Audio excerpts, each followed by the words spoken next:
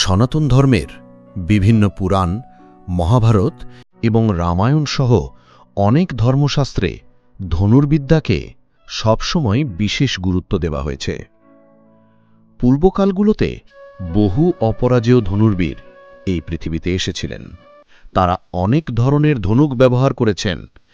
এসবের মধ্যে সনাতন শাস্ত্র অনুযায়ী সবচেয়ে শক্তিশালী 4টি ধনুক হল পিনাক, গান্ডীব, সারঙ্গ এবং বিজয়। চলুন আজকে এই ধনুকগুলো সম্পর্কে একটু জানার চেষ্টা করি। প্রথমে পিনাক ধনুক সম্পর্কে বলি।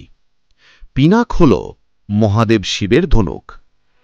হরধনু যে ধনুকের অংশ, সেটিই হল পিনাক। বাল্মীকি রামায়ণ অনুসারে দেবেন্দ্র সমধারকত্বের 2টি ধনুক নির্মাণ করান বিশ্বকর্মা দেবকে দিয়ে। দেবশিল্পী বিশ্বকর্মা 2টি দিব্য ধনুকের নকশা তৈরি করেছিলেন। তিনি শ্রীবিষ্ণুকে সারঙ্গ ও ভগবান শিবকে পিনাক নামক 2টি ধনুক তৈরি করে প্রদান করেছিলেন। পরে প্রজাপতি ব্রহ্মা কৌতূহলবশত কে অধিক শক্তিমান তা যাচাই করার জন্য কৌশলে তাঁদের নিজেদের মধ্যে যুদ্ধ করতে এবং শ্রেষ্ঠত্ব প্রমাণ করার শর্ত রাখেন। যুদ্ধ শুরু হবার পূর্ব মুহূর্তে একটি আকাশবাণী হয় এবং তাতে এই যুদ্ধের ফলস্বরূপ ভয়ঙ্কর প্রলয়ের কথা আশঙ্কা করা হয় ও যুদ্ধবিরতির অনুরোধ করা হয়। আকাশবাণী শুনে মহাদেব তার ধনুক ছুঁড়ে ফেলেন। সেই ধনুকের একটি ছোট অংশ পৃথিবীতে এসে পতিত হয়। পিনাক ধনুকের সেই অংশ দিয়ে হরধনু তৈরি হয়। রাজা জনকের পূর্বসূরি রাজা দেবরথ এই হরধনু পান। হিন্দু পুরাণ ও রামায়ণে উল্লেখ আছে যে শ্রীরাম এই হরধনু ভঙ্গ করেই সীতাকে স্ত্রী হিসেবে লাভ করেছিলেন। এবার গান্ডীব ধনুকের কথায় আসি। গান্ডীব মহাবীর অর্জুনের ধনুকের নাম। এই দিব্য ধনুকের নির্মাতা স্বয়ং ব্রহ্মা। নির্মাণের পর 1000 বছর এই ধনুক ব্রহ্মার নিকট ছিল।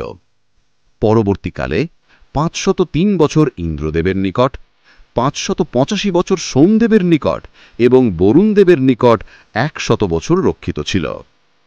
খাণ্ডববন দহনের সময় অগ্নিদেবের অনুরোধে বরুণদেব এই ধনুক অর্জুনকে দেন। ধনুকটি 108টি স্বর্গীয় রজ্জু নিয়ে গঠিত এবং এটি দুর্দান্ত শক্তিতে পরিপূর্ণ ছিল। অর্জুনের কাছে এই ধনুক 75 বছর ছিল। স্বর্গারোহণের পূর্বে পুনরায় অগ্নিদেবের নির্দেশে অর্জুন এই ধনুক বরুণদেবের কাছে প্রদান করেন।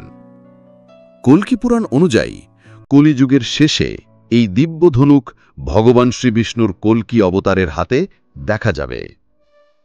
এবার সারঙ্গ ধনুক সম্পর্কে জানা যাক। সারঙ্গ হল শ্রীবিষ্ণুর দ্বারা ব্যবহৃত ধনুকটির নাম। দক্ষিণ ভারত তথা তামিলনাড়ু, তেলেঙ্গানা, অন্ধ্রপ্রদেশ ও কেরালা অঞ্চলগুলোতে সারঙ্গ ধনুক কোদণ্ড নামেও পরিচিত। কবি রামদাস রচিত বিভিন্ন কাব্যে তিনি রামকে কোদণ্ডপাণি অর্থাৎ যার হাঁকে কোদণ্ড রয়েছে নামে উল্লেখ করেন।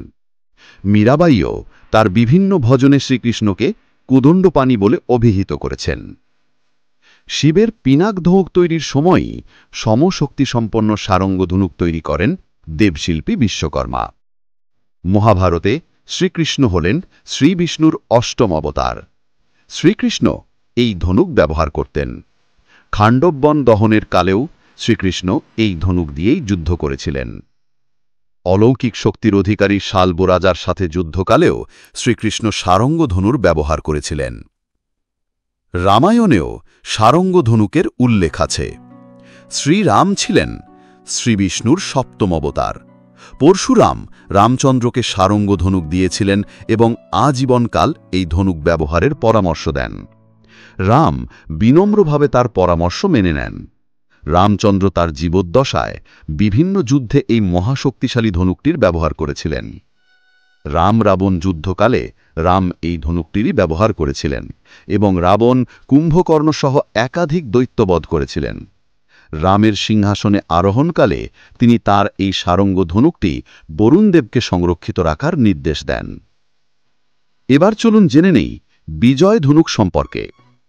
মহাভারতের অঙ্গরাজ কর্ণ ব্যবহার করতেন এই মহাশক্তিশালী বিজয় ধনুক।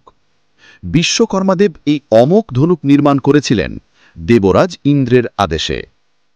সময়টা সত্যযুগের শুরুতে। ত্রিপুরাসুর সহ বিভিন্ন অসুরদের নির্মমতায় তখন পৃথিবী হয়ে পড়েছিল বিপর্যস্ত। তখন অসুর নিধনের জন্য দেবতাদের শিল্পী বিশ্বকর্মাদেব এই ধনুক তৈরি করে দেবরাজ ইন্দ্রকে দেন এবং ইন্দ্রদেব বিজয় ধনুক ব্যবহার করে অনেক অসুর বধ করেন। যুদ্ধের শেষে দেবরাজ ইন্দ্র বিজয় ধনুক বরুণদেবের নিকট সুরক্ষিত রাখেন। বরুণদেব তা বহু বছর নিজ দায়িত্বে রাখেন এবং পরে ত্রেতাযুগে ভগবান শ্রীবিষ্ণুর অবতার পরশুরামকে দান করেন। পরশুকুঠার এবং বিজয় ধনুক ব্যবহার করে পরশুরাম ২১ বার পৃথিবীকে ক্ষত্রিয় মুক্ত করেন। এরপর বিজয় ধনুক পরশুরামের নিকটই ছিল। পরে দাপর যুগে মহারথী কর্ণ পরশুরামের প্রিয় শিষ্য হয়ে উঠলে পরশুরাম কর্ণকে বিজয় ধনুক দান করেন।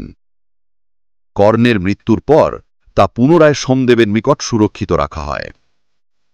কল্কি পুরাণ মতে কলিযুগের শেষে চিরঞ্জীবী পরশুরাম বিজয় ধনুক ব্যবহার করবেন এবং যুদ্ধে কল্কি অবতারকে সাহায্য করবেন।